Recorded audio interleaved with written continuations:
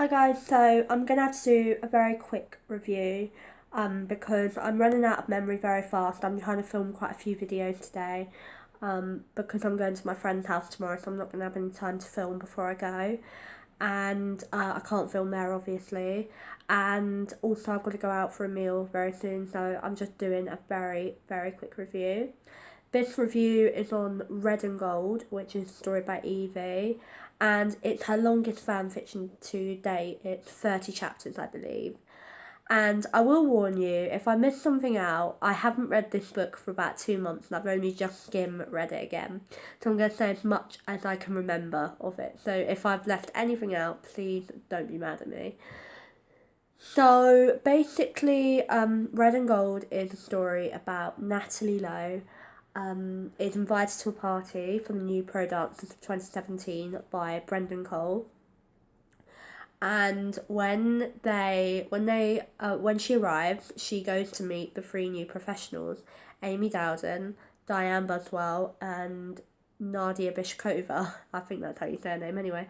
And Diane and Natalie don't hit it off very well. They have a big argument, and Diane insults Natalie, and it doesn't get off to a good start. However, a few chapters later, they suddenly kiss, and they find that they're in love or whatever. But then there begins to be a load of problems. Diane is forced to make a phone call to a threatening phone call to Natalie, which so she does that, and Natalie gets really scared and realizes it's Diane.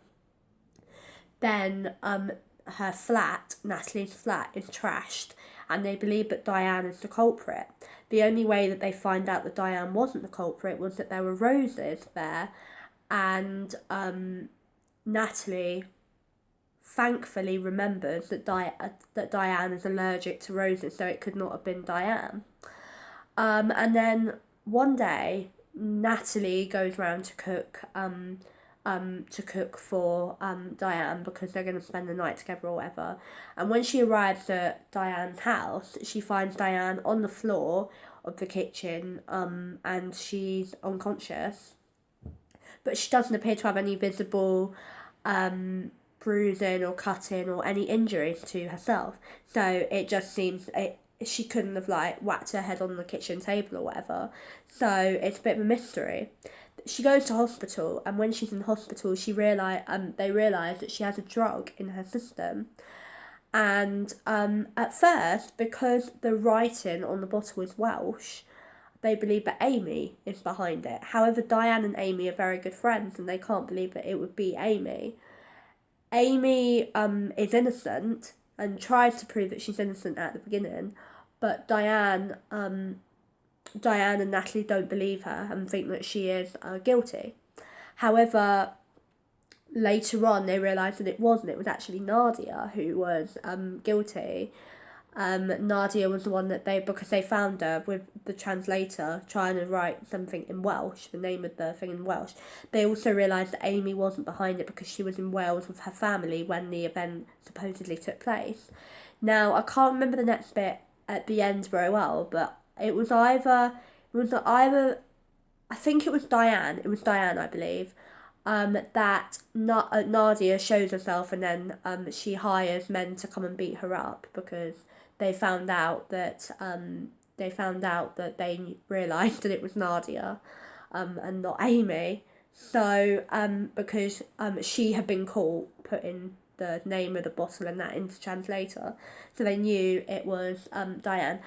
So if I've got that bit wrong at the very end, please don't blame me. I've only just read it because I had to make it really quickly because I'm going out. This isn't my best video and I know that, but I have to go out very soon, and yeah. So that's why this is a really quick video. And yeah, in my opinion, it was a really, really good story. I really enjoyed it.